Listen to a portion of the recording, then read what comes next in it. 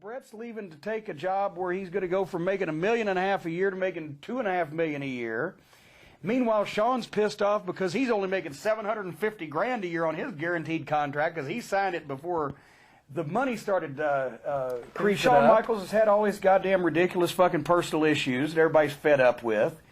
Everybody likes Brett, but by the same token, he's being so fucking childish in a lot of people's opinions, taking it so seriously. You don't want to put him over on pay-per-view, Brett. What about dropping it to him Friday night? Well, no, I'm not going to let him beat me in Canada. Okay, then what about Saturday night in Detroit? If you'll let him beat you in the United States, this is where it was going, folks. If you let him beat you in this country, but not that country, what about Saturday night in Detroit? Well, that don't work because we've sold the pay-per-view on me being champion. If I go to Montreal, where I'm over, and I'm not the champion, it'll let all my Canadian fans down. He's a goddamn Canadian hero in the history of clusterfucks.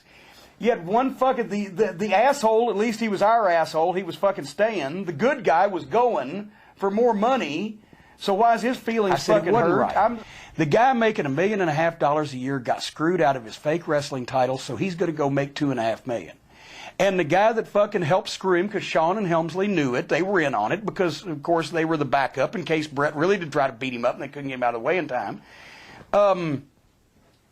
The guy that screwed the guy that's going to make $2.5 million is going to make his fucking almost $1 million, and he's going to be the champion. They made a deal. It wasn't even that Vince didn't trust Bret Hart. Now, here's something else that nobody brings up.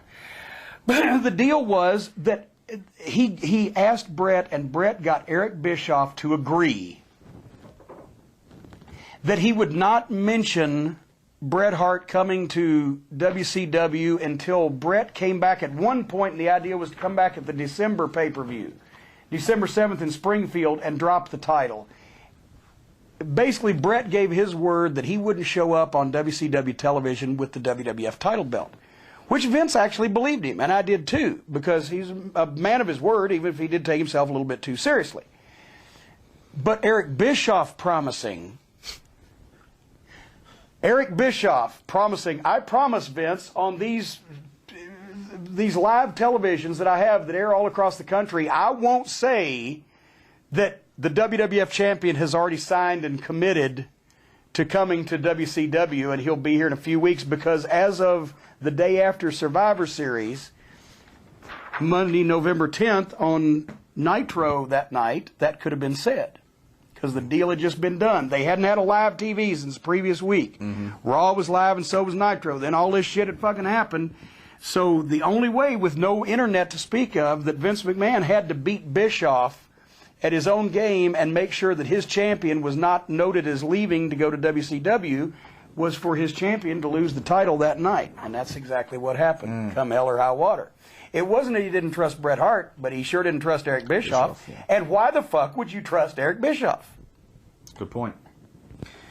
So basically, every time I talked to him about that, and I hadn't talked to him about 12 years. I was just in Germany with him. I had this fucking theory. I'm like, I know Bret. I mean, I used to drive. I just knew he was way too sharp, man, not to see that coming a mile away. I mean, fucking Stevie Wonder could see that shit coming. You know? And so I saw him, and I'm like, Bret, first thing, man, you can't tell me you didn't see that fuck job coming a mile away. As soon as Pat Patterson comes, and you know there's been some issues with the finishing anyways, leading up to it.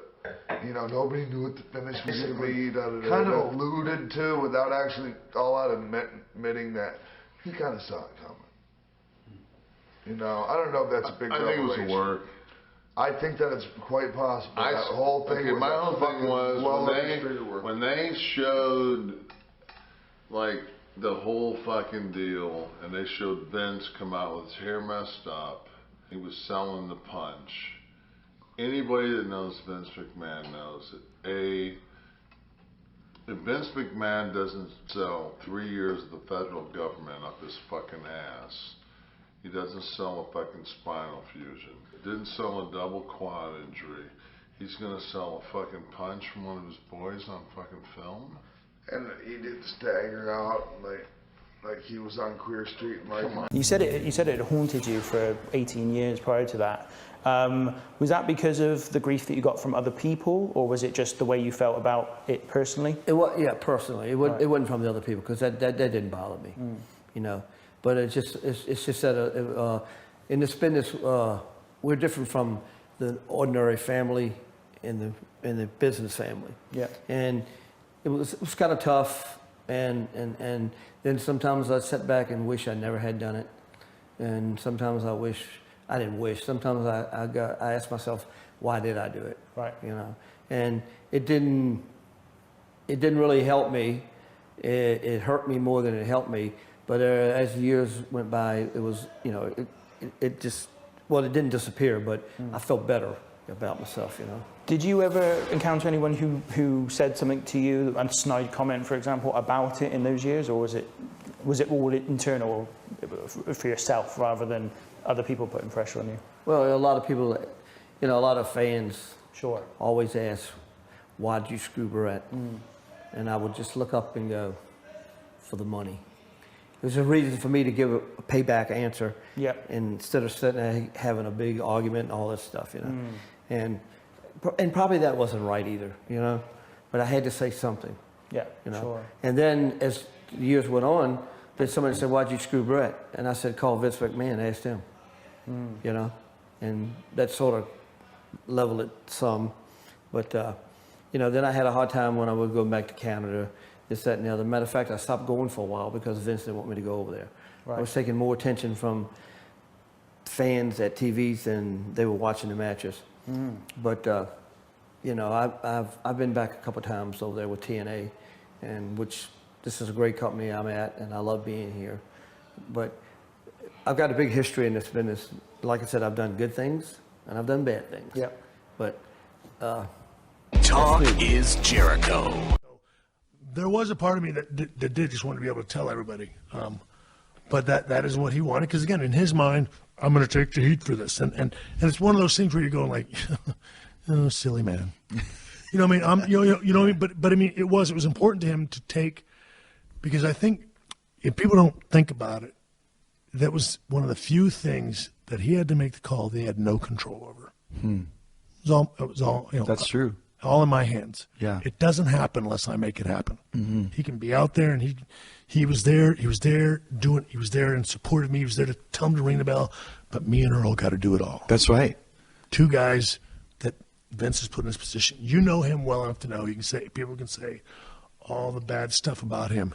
You know very well he doesn't like anybody doing his job for him. That's right. Absolutely. You know what I mean? He doesn't even like sneezing because he can't control it.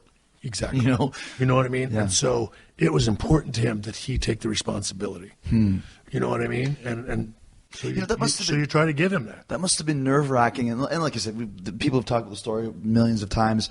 But it must have been nerve-wracking to, like, I just hope I can get him in this move. Like, I hope he goes for it. What if he doesn't go for it? Then what do I do? Well, I mean, it was just surreal because it was a spot he called. You know what I mean? And Pat, you know, again, we've gone over it a million times. Yeah, but Pat was in there, and just the fact that it actually happened. That's what I mean. Well, I mean, and to hear him going over, just calling this spot, you know, and in your mind you're going, oh my God, that's it. Oh, so you were looking for the right time to do this? Oh yeah, because I didn't know. You don't know when. You know, it's like we need to do this, but we don't know how it's going to happen. You, Shawn, have to tell us how this is going to happen. Wow. You have to go in there and take that belt off him. In some form or fashion. You and Earl Hebner. You've either got to hold him down and pin him. There's got to be some kind of opportunity where you can do this. See, if you would have held him down and pinned him, it's like he's going to know and try to squirm out of it. Right. It was like the best possible way to do it. And that's what I'm saying. It's too surreal to grasp that, you know, that was we're going through this, and I'm in this position of like, oh my God, I don't know how this is going to happen. And he's in there going, hey, I'm thinking about, you know, there's a spot, you know, he goes, don't know if we can do it. You know, it's one of those things. Or I don't know. Like even Pat, I think, and that's the thing. I think for years why he thought Pat had something to do with it. Because I think Pat was like, hey, it was just too perfect. Is there any way that you can like reverse? You know, the guy could reverse the sharpshooter. Like, well, you know, and of course you're thinking about this. Like maybe he can put me in it, and then you know, and then I put the nice clip here, and then I put him in it, and they're sitting there talking about this match, and you're there in physical presence, but in your mind, mentally, you're like, oh my. Wow. That's this. We've been going over the whole match, and this is the only opportunity where I see this thing can possibly get done. That's got to be it. And then, of course, on top of it, you're going, oh my God, it's me and having him in his move. oh my God, this incredibly huge moment just got 100 times bigger. Mm-hmm. And again, it's the most uncomfortable feeling in the world. Mm-hmm, mm-hmm. You know, I mean, there's no, again, I don't think people, you know, it just isn't, you know how we go to work and you know how pay-per-views are. And yeah, there's a little bit of nerves, but the most part, the job is, it's happy-go-lucky, messing around with each other and doing whatever. And it's none of that, that entire day. Mm-hmm. And then, of course, that moment, it's like, yeah, you're sick to your stomach. Yeah. And then, of course, the fallout. It's just, you're going to be the biggest piece of trash ever. Mm-hmm. You know what I mean? It is and again, the only thing that helped me a little bit is back then, part of me didn't care about, that stuff. Yeah. But I mean, there's always, it's like everybody, it's like people say, like, I knew there was that part, part you have now that you are 99.9% of the time. I knew you had that in you. We just never saw it much. And it's that little piece of goodness that's in you that you're going like, oh God, this isn't right. Yeah. This sucks so bad. Yeah. You know what I mean? No, I don't like him, but God, this is well beyond. Yeah. You know what I mean?